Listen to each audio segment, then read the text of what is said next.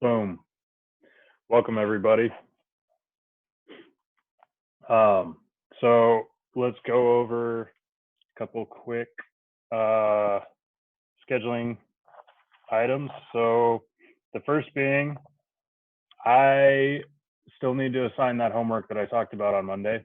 That's going to be basically recreating and making pretty that drawing set that we've been going over and doing all the things correctly that John has not done.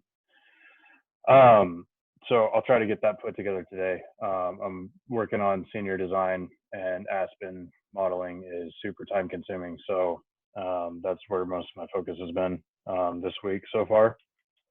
How long do you guys want to do that? Is a week from today sufficient? Do we have any opinions on that?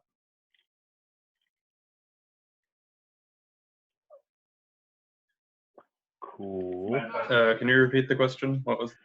Is a week a reasonable timeline for homework assignments in this class? Like, or was anybody scrambling to get the last one done? If they're going to resemble the last one at all, I think it's good. Okay. Anybody else feel like they didn't have enough time? I don't really have that much time, like at the beginning of the week. Okay.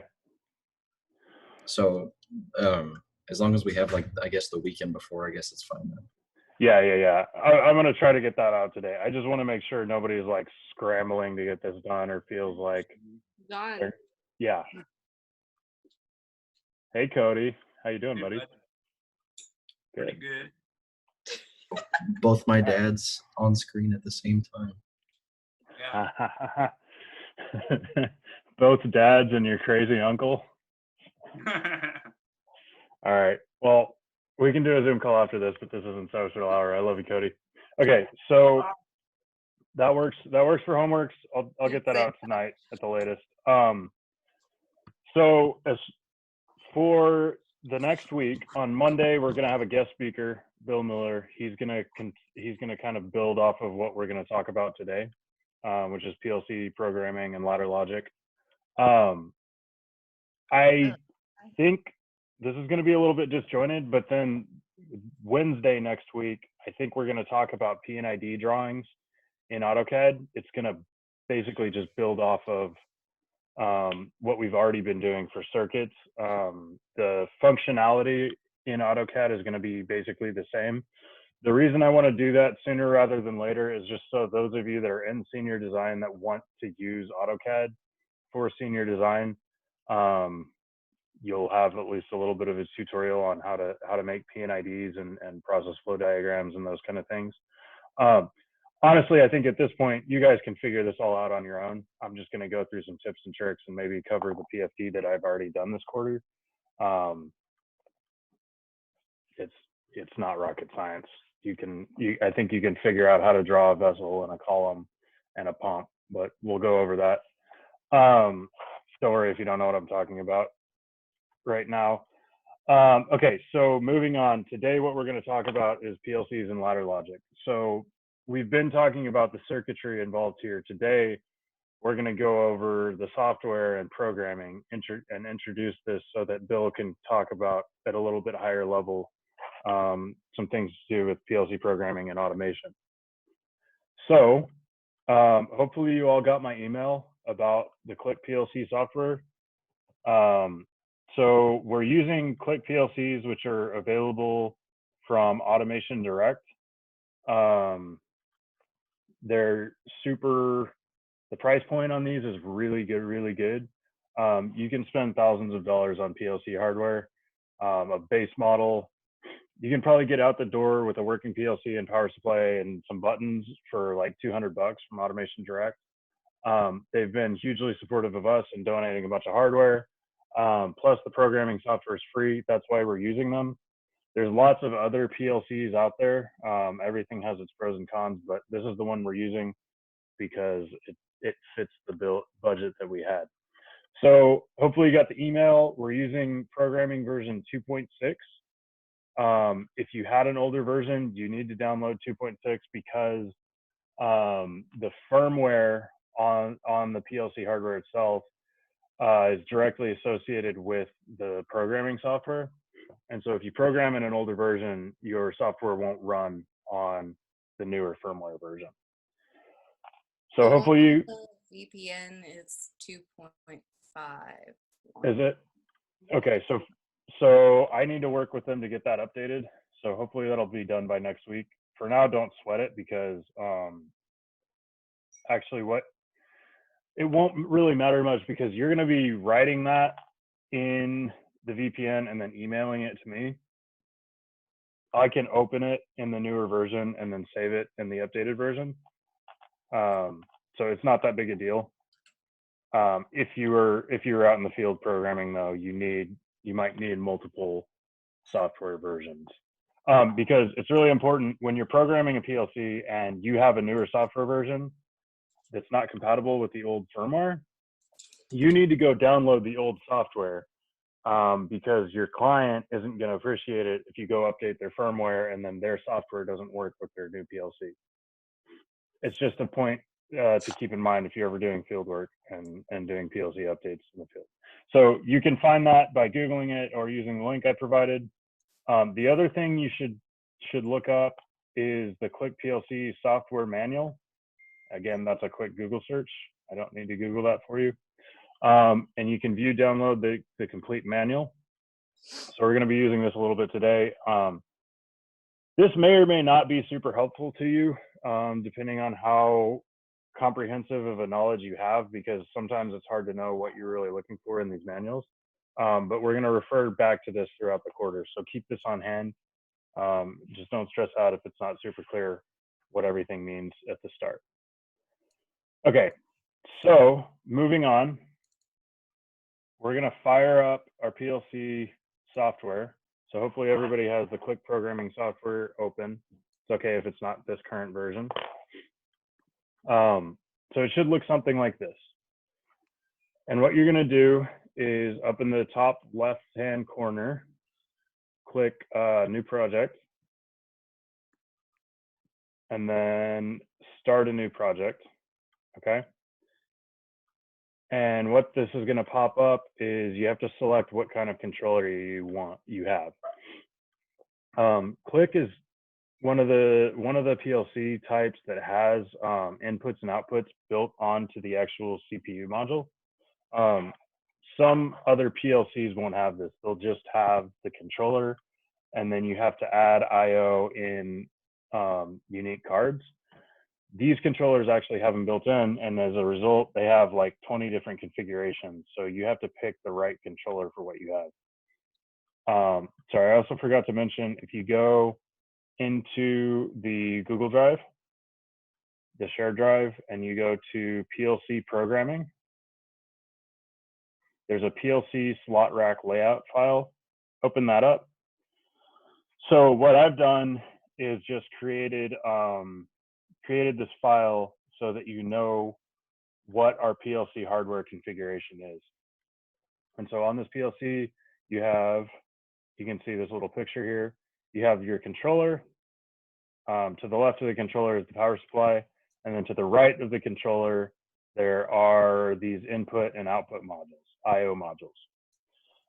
And so I just chose to put them in this configuration, in this order.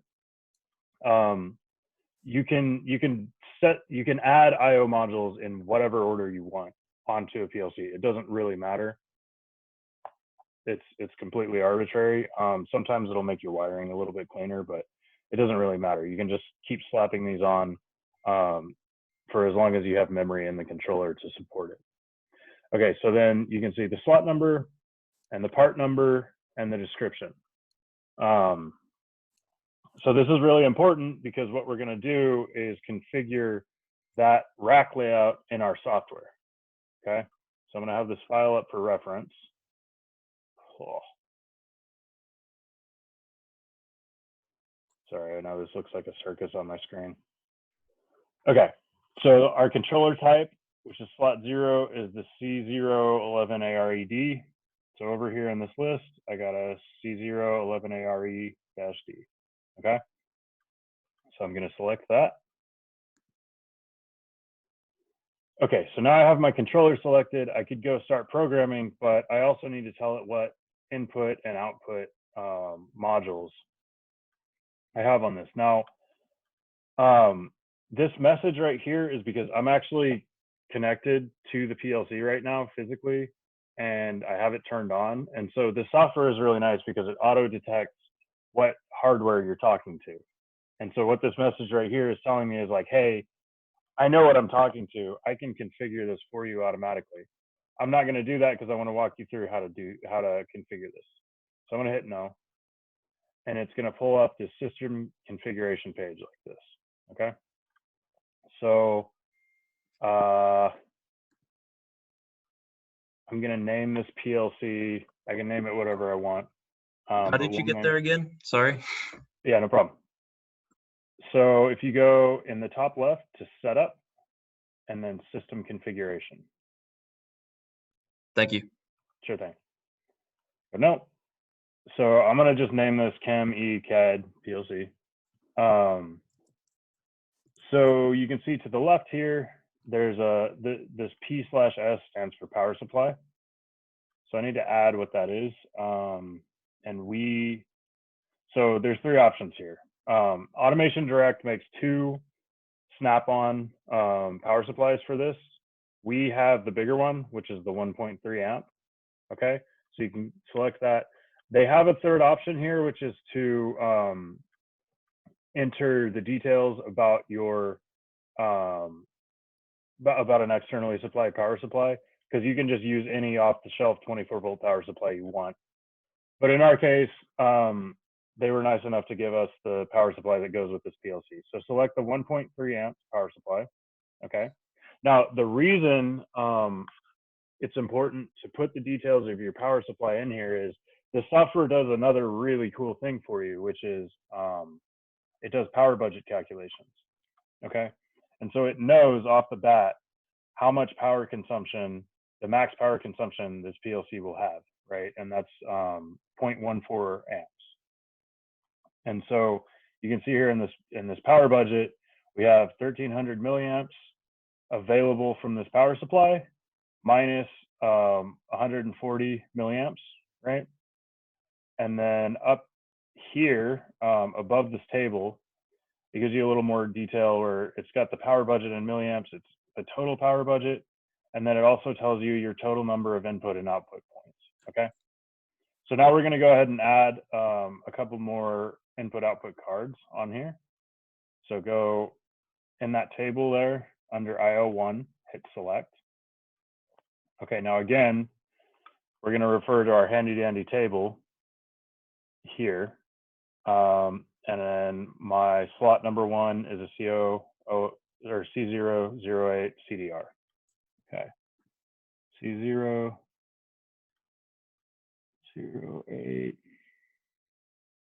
It's in here somewhere, I know. You passed it.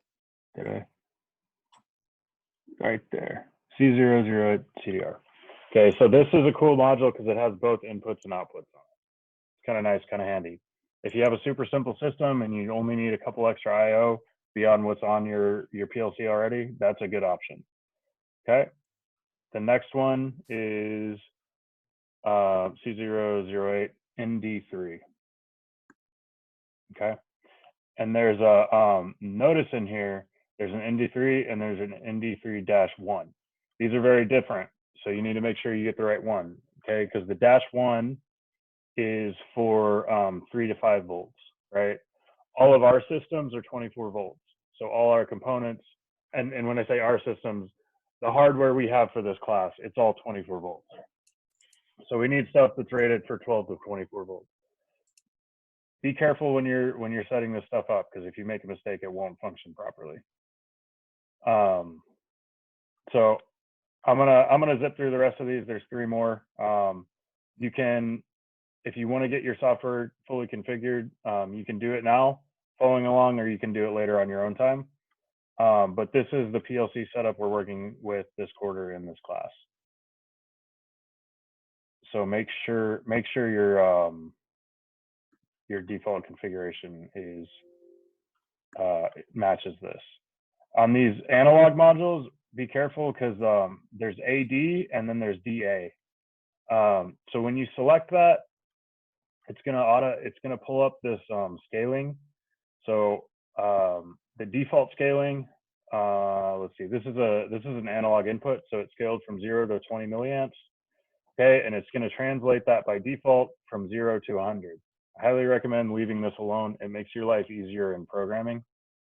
And then you need to tell it where that data is going to be stored for those analog values.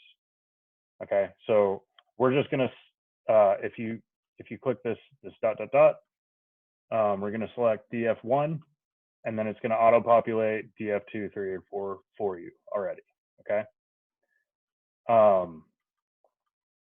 Now, if you may have caught on, if you look, as you're adding these modules, if you look in this table, it's assigning data registers to the physical I/O for this controller.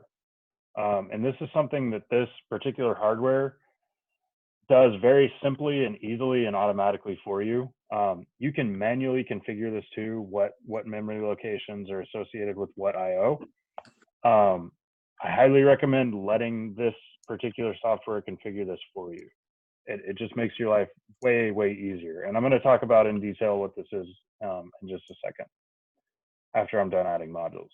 So add your DA ID. Now we're going to do the DAs. Okay, same deal with the analog outputs. You got to set your data registers associated with them. So we've already assigned DF1 through 4. So let's assign DF5 through 8 to this. You'll notice the scale range is the same, but the output range is 4 to 20. Okay, so typically all analog signals are going to be 4 to 20, but for an input, you can, it's going to, in this software, automatically scale it from 0 to 20. And that's just because there are some rare modules out there that will send less than 4 milliamps as a signal, or you might be measuring some physical quantity that has a resistor that's actually inducing a current that goes below 4 milliamps. Okay, and then our last module on here is that 16ND3. That's just a bunch of extra input points. We probably really didn't need this on our system, but it's what we got, so we're sticking with it. Okay, so that's my rack layout. That's all complete. Now let's talk about this I/O a little bit more. So I'm going to pull up the manual. And on page 215 of this manual, it's actually page 58 of the file. They talk about data types and memory and numbering systems. So this table shows the basic data types. Hopefully you've all had enough computer science and programming where you understand what a bit, integer, and floating point is. These PLCs can also store hexadecimal, single character text, and ASCII code. You don't really need that. Don't worry too much about it. Mostly you're going to use bits, integers, and floats. Okay, but it is nice to know. And some of that, the hex and text, you'll use some for if you're programming touchscreens and that kind of thing. Sometimes you'll need to interpret those data types in the actual controller. Okay, and so in the programming software itself, these are the icons that represent the memory type associated with something. Okay, so if you remember when we were configuring the analog cards in here, no, whoops, I want to hit change. Nope, I want to hit configure. So when we were configuring those analog modules and we were setting the associated data register, you'll notice that the data type for this is a float. And the reason for that is when you're scaling an analog value, it's reading that 4 to 20 milliamps, and then it's scaling it to a number between 0 and 100. And float is kind of the logical choice for this because using a floating point number lets you have decimal points, right? Which means you're able to divide that spectrum between 0 and 100 into a whole bunch of numbers, right? And so that's your digitized analog value in the controller. And you can see here, the scale for what that value can be is huge. It's e to the 38, or it's 10 to the 38. They use that e subscript as exponent. It's not actually exponential, or the natural exponential. Okay, so those are your basic data types available. Just being aware of that will kind of help you sanity check as you're programming. You can always refer back to this. So moving on, there's physical inputs and outputs on this controller, and those are associated with data in memory of the controller. And so by default, if you have an input point, that's designated by the symbol or character X, okay? And that's associated with a bit, which is a 1 or a 0. So if you have a discrete input on the controller, it has two states. It has on or off. And so the physical circuit, if it's open or closed, is then represented in the controller as a 0 or a 1, right? 0 is open, 1 is closed. And same thing for outputs, right? Outputs are represented by a Y.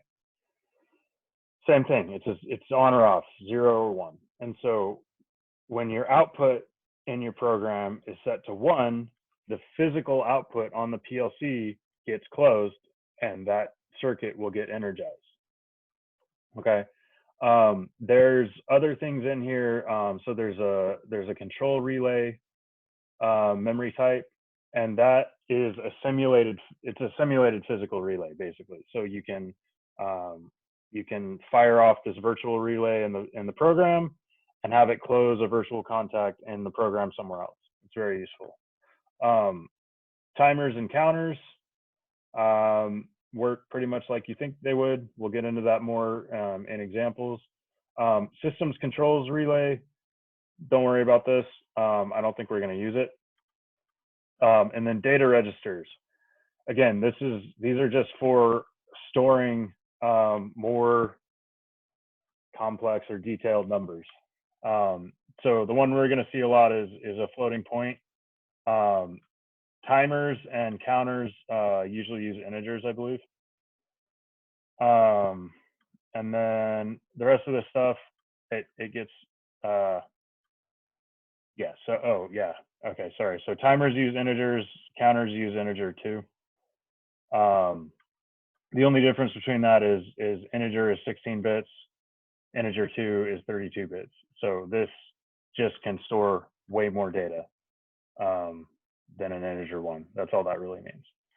Okay, so now that I've bored you all to death with a bumbling description of computer science that's going on under the covers, we can move on, and you probably never have to worry about that again. Last thing I just want to point out in this configuration is if you look at the power budget, that's been updated now with all the IO cards. And so basically, all of these IO cards have a maximum amperage rating associated with them. It's already all spec'd out in the software.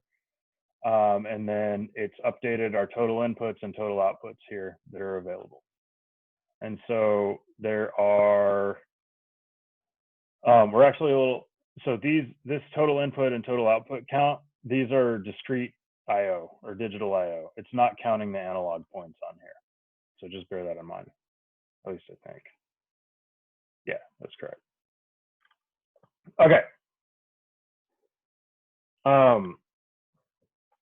This is just saying that if you change the configuration of an existing PLC rack that already had software associated with it, you could be screwing something up. So don't worry about that, hit yes. Okay, and saving.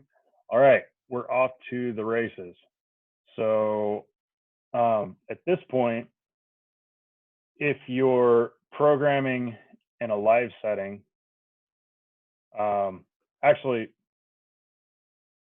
real quick, that box that covers up the screen in the top right-hand corner, is that cutting off? Can you read in the top right where it says contact and then it says contact NO and contact NC. Can you see that? Yeah, or we is can that- read that. Okay, awesome. That's the part you need. So those are instructions. So I think I've mentioned before, you're probably used to seeing structured text programming, which is where you write words that say, you know, if, then, else, all that. In ladder logic, it's a simulated circuit. And so the programming you do is with contacts and output coils.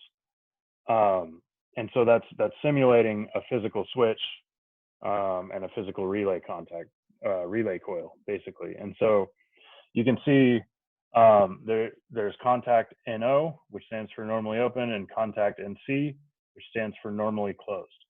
And so that's just a switch. And then if you look down in the bottom left-hand corner, they've hotkeyed different contact types to the F keys.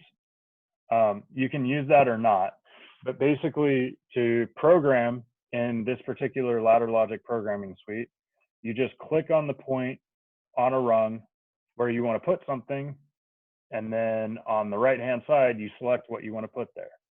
So right here in sector A1, I'm going to put a normally open contact.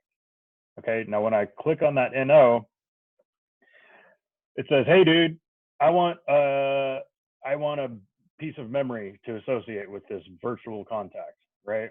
And so this is where we're tying the physical world to our virtual software world, okay?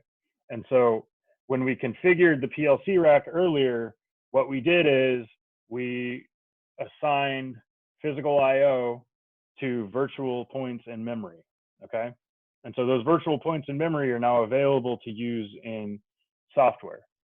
And so what we do is you can click on, if you happen to know offhand what your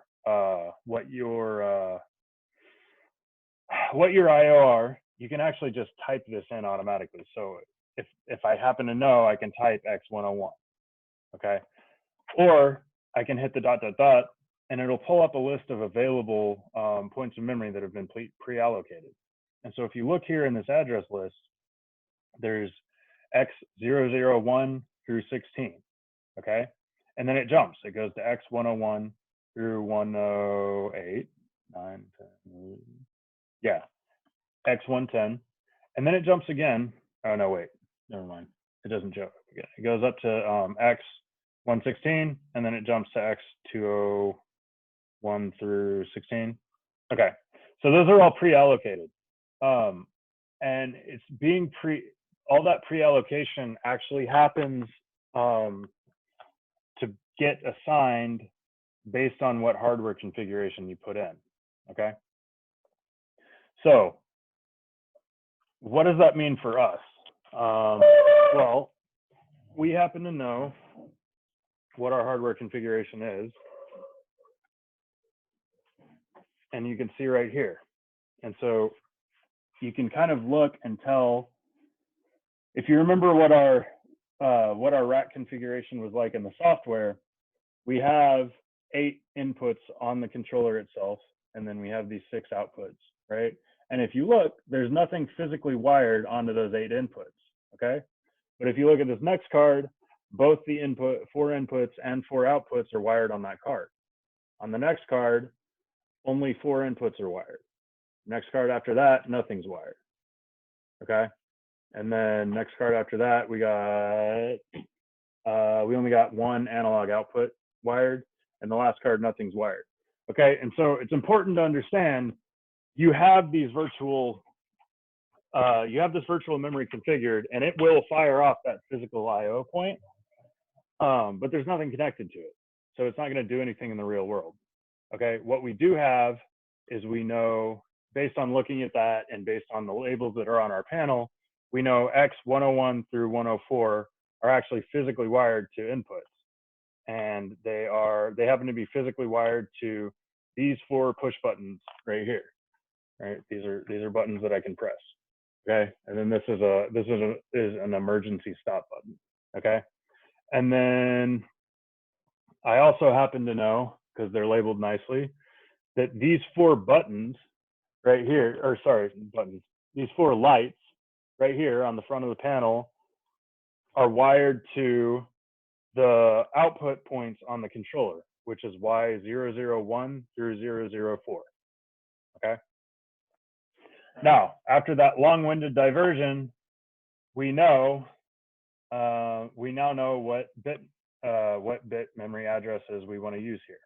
So I want this to be associated with that first button, that white button, which I happen to know is X101. So I'm going to select X101. Okay. This is now associated with the physical push button that's part of X101. All right. Now, just for funsies, I want to say when I push that button, I want to light off a light. Okay. And I know I need a coil for that. I need an output coil, right? If you remember from our previous talks, this is basically a relay coil. Okay. So this would be the X101 would be on one half of the relay. And then this coil that I'm making is on the other half of the relay. And so when I close this side fires. That's what I'm virtualizing right here. And so I'm going to hit that dot, dot, dot, go to this memory address, and I'm going to select Y001 because I know there's a light wired to that.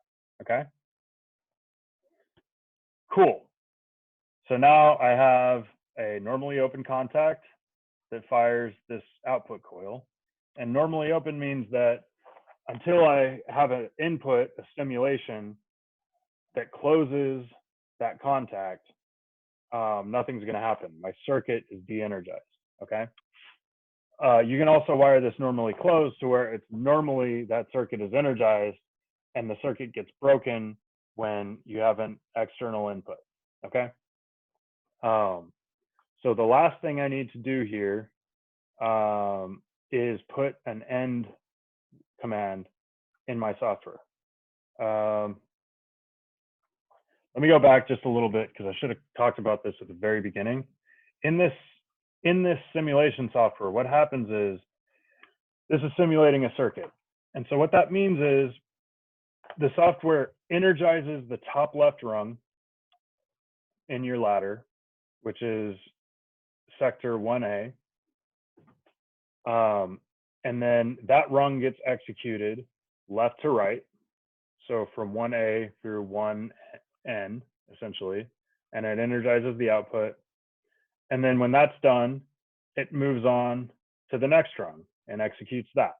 Okay, so that would be 2A through whatever. Okay, there's nothing on rung 2A right now, but I could add whatever programming I want on here. Now, in this particular software, you have to tell it where to stop. Or in theory, it would just keep executing all these empty rungs and take up a bunch of processing time that's unnecessary. And so all you have to do is you go over to the end of the first unused rung and add the end command. Okay. And that's just for controlling your program. So it's saying, hey, when you execute this rung and hit this end, stop executing. And then you go back and you re-execute this, this ladder logic again. Now it depends on the particular hardware that you're running, but I believe the scan time or execution scan time is like 100 times per second or something, maybe faster. I have to go look up the specs. I don't exactly remember. And that can actually be important in really delicate systems. For us, we're turning on lights and buzzers. It doesn't really matter, but it executes many times per second. Okay, so I've added my end command.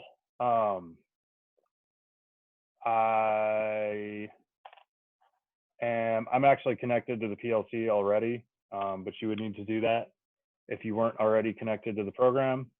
And I've done that by literally just putting in, I'm using an Ethernet connection. So now I can actually go and write this program into the PLC, okay?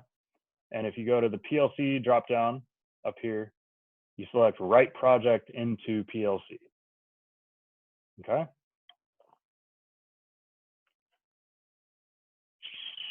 Oh, I need to name my program. So I'm gonna call this John's demo code. Okay. This isn't supposed to work for us, right? Because we're not connected. Right.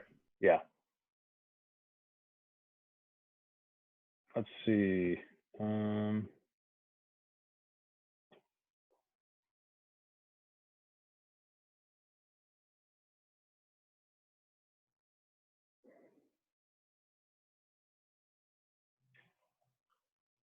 So I actually didn't set up the communications on this PLC. Samaj did. And so it looks like he changed the IP address. I wouldn't worry too much about that message, but basically when you're connecting to a PLC, the PLC has a set IP address, and it'll be a default, or you can manually change it to whatever you want. And I think he changed it, which is cool. On your computer, if you're connecting over Ethernet, you want to make sure that your IP address is set dynamic, because otherwise you may or may not be able to connect to the PLC. And that actually gets really complicated sometimes with other hardware vendors. With Click, it's pretty nice and simple. Okay, so now I'm getting this other warning about I'm overwriting code, which can be bad because you always want to make sure that you pull a version of the code off of an existing PLC and save it somewhere before you change it. Okay, so it's telling you, hey, dummy, don't do that without saving it. It's also telling me that my PLC is actually set to run mode right now. Pull up the camera. So in here, on the front of the controller, you can see this little switch, and it has run and it has stop, okay? And so if I put it in stop mode, it won't light up any of the inputs or any of the outputs, right? So it's powered up, its brain is running, but it won't do anything to the physical world, right? If it's in run mode, whatever code is in here is executing right now. It's scanning those rungs and it's executing, which means if I drop some code in there that energizes some motors and stuff, and I do that while the PLC is in run mode, that motor will start as soon as that code downloads. That can be really bad, right? And so generally speaking, you want to be extremely careful when you're doing live runtime edits. Now for us, there's nothing, this cabinet, well, first of all, I'm the only one in here. Second of all, this cabinet isn't connected to anything that physically moves, so it's fine. We can do it in run mode, but just be aware of that. Okay, so now I'm downloading my program into this PLC. Okay, my program is written. I got a warning. Okay, that doesn't matter. This is these warnings have to do with the wiring being incomplete on those other I/O modules.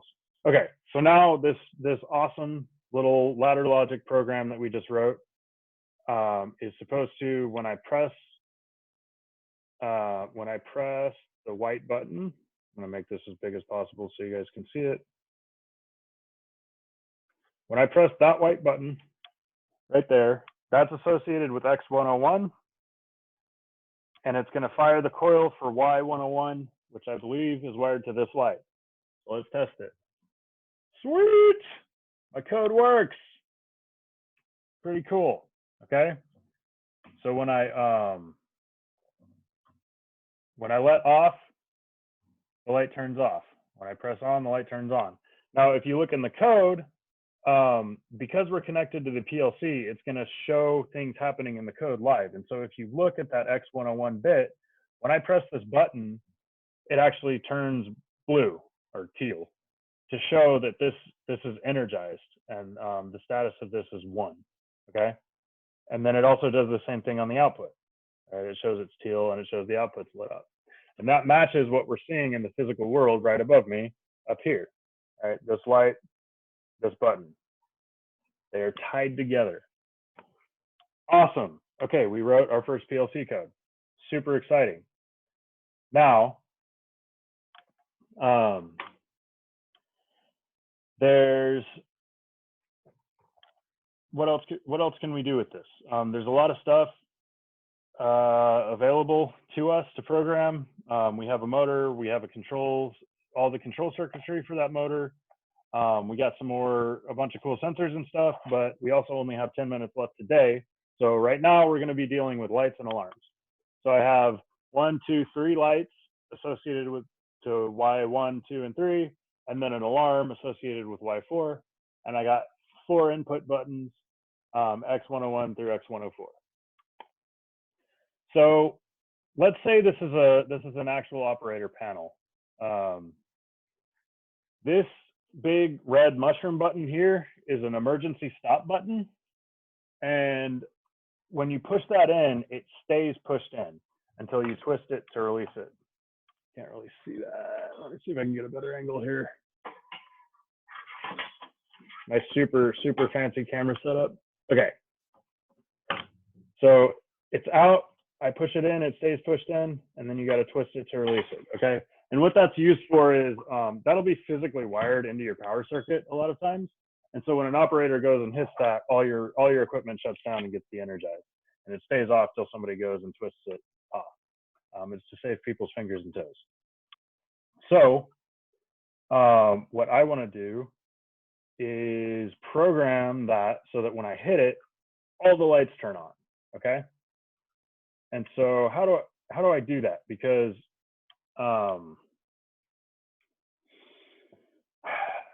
right here, you can see you can only have one output per line. Okay. And so what I want to do is I want to go in here with our handy dandy little line maker. Okay. And the first time you press that, so that's in the upper left next to the eraser button, there's a little line button, hit that. And that actually allows you to draw in circuits. Okay. So if I click on this top rung, it's got a down arrow. All right. So I press that down arrow and then I press the over arrow. Okay. And I'm going to go back to that node, hit the down arrow again, hit the down arrow again, and draw some more over arrows there. Okay. Pretty nifty. So now I have this area where I can add more outputs. Okay. So what I want to do is add all 4 of my outputs. So I already got Y1. And if any of you were early, you probably saw me testing this out. I got Y2, 3, and Y4. Okay, cool.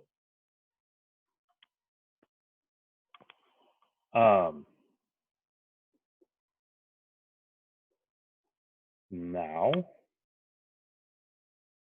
this is where it gets a little bit more complicated, but that's okay. On this side,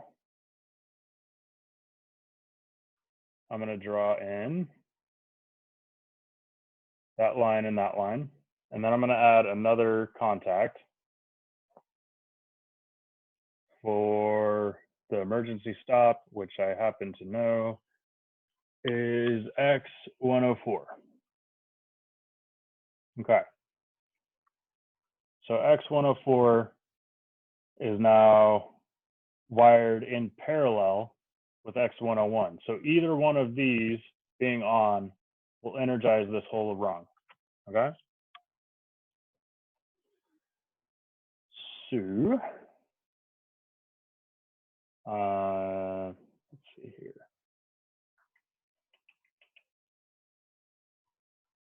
Okay, so I think I'm going to leave that as is now, for now. So I'm going to save this, and then I'm going to download it to the controller. And when I did that, you'll see it actually, proceed with the runtime edit. It actually scooched all my lines back over there. Okay, so now let's see what happens when I light this off. Okay, that button lights up all my lights and my alarm. This button also does the same thing. Okay. So what if I only want this button to light up one of these lights? Well, as it is now, it's lighting up everything. So what I got to do,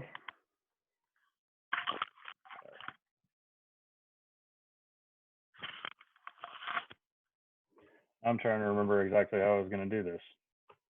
Okay, so I want to delete that contact there.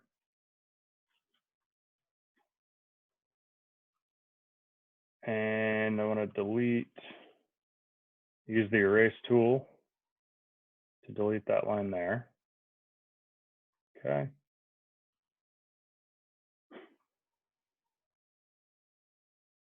Now,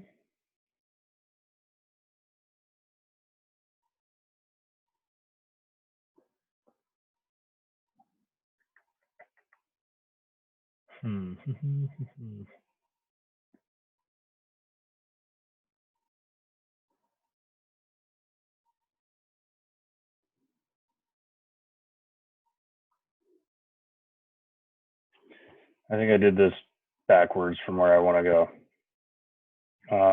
Let me think out loud here for a second. I should have finished this before we started here.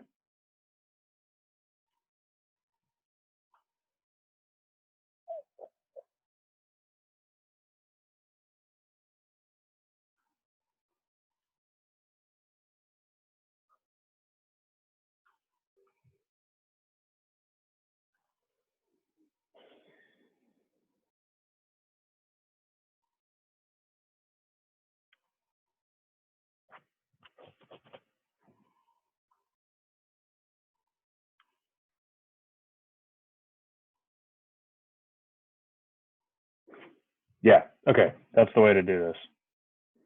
So I'm gonna, yeah, I know. I'm gonna delete these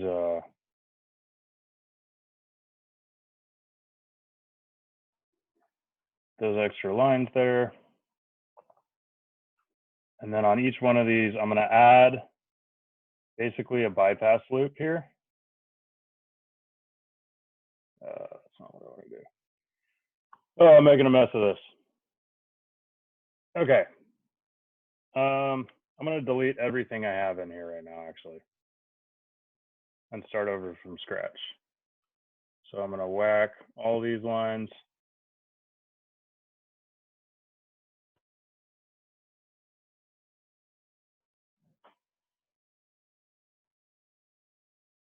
This line. What I'm trying to do is get this back to its unadulterated state where I had it earlier. Okay, there we go. So I'm going to add a bypass loop up here. And what that allows me to do is put two normally open contacts in parallel there. So X101 and X104. Okay. And then I'm going to put an output coil on there. Sorry, I know I really garbled that up. I should have had this better prep before. I thought I knew exactly what I was doing, and I did not. I was underprepared. Okay. So now I've got X101 and 104 that can fire this Y1. And then I want to do kind of the same thing on line 2, where I'm going to do this bypass loop. And then I'm going to put an output to Y, actually I'm going to put that to Y4.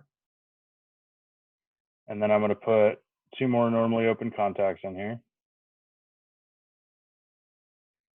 Right here. And I'm going to make that X102. And then I'm going to put X104 in here again.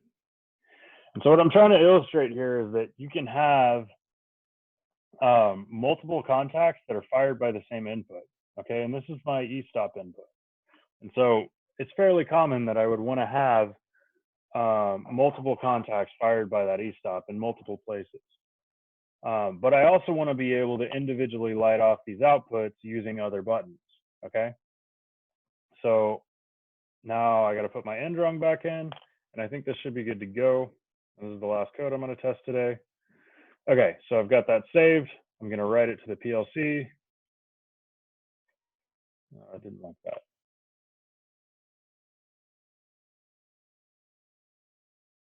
That's the syntax error. Missing line connection. Maybe that's here.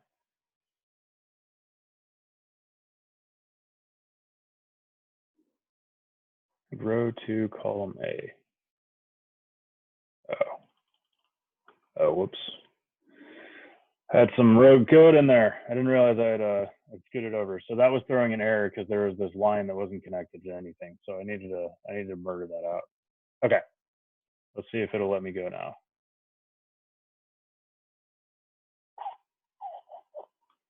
Cool. That looks good. And so you'll notice this software, whenever you're writing, whenever you're putting in connections and wiring, whenever you go to save it and write it, it cleans it all up and scoots it all over to the left and makes it pretty the way you should have done from the beginning. If you were any good at ladder logic at all, which I'm not. So it fixes it for you, which is super nice. Okay, so now let's go back to our monitor cam. And let's see.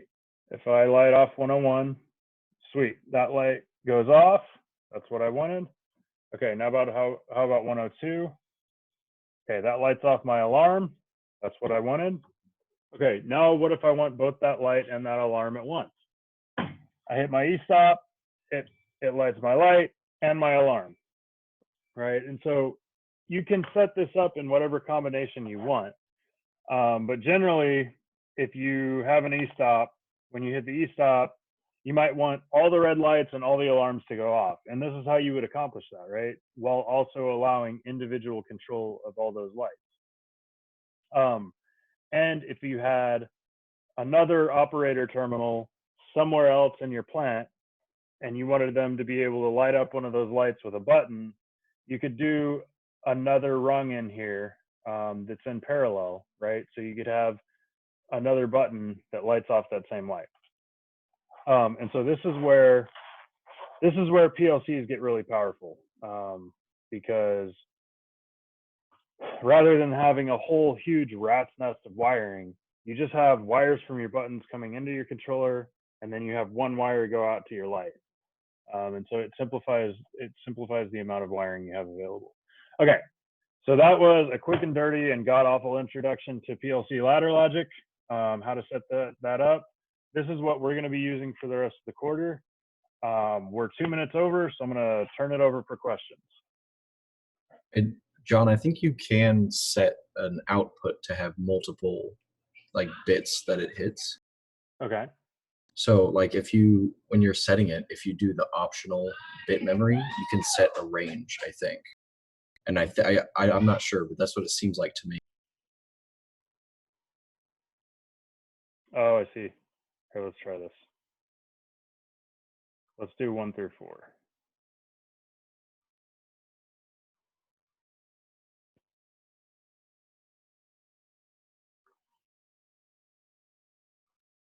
Oh, yeah. So it doesn't like what I did because I'm firing Y1 in multiple places. So I'm going to change that. And I think this software actually prevents you from doing that at all. Like it won't work properly, or not prevents you, but it just won't work properly if you fire the same output in multiple locations. There's probably a really good reason for that. I just don't know what it is. Okay, let's test this out. I should probably put the camera on for you guys. Cool. So Mason's exactly right. It's firing that range of outputs. And that's evidenced by the fact that this light is on, because this is, or both of these lights are on. This is 2 and this is 3. This is 1 and 4. So we coded number 1 to fire off that output here. Okay. And then 2, 3, and 4 are firing off this output here. Because I haven't remembered to move my hand or use the mouse to point to stuff in the logic. Okay, that gets super annoying really fast. Awesome, thank you, Mason. So that's much more efficient than having 4 output points if your goal is only to fire it from the east, or only to fire those 3 outputs from the e-stop, right? But if you want to be able to fire those outputs from multiple buttons in parallel like this, you probably want to have individual output coils for each output rather than firing a range of outputs from one coil. But if you want to fire a range, that's super useful. Any other questions, comments, abuse?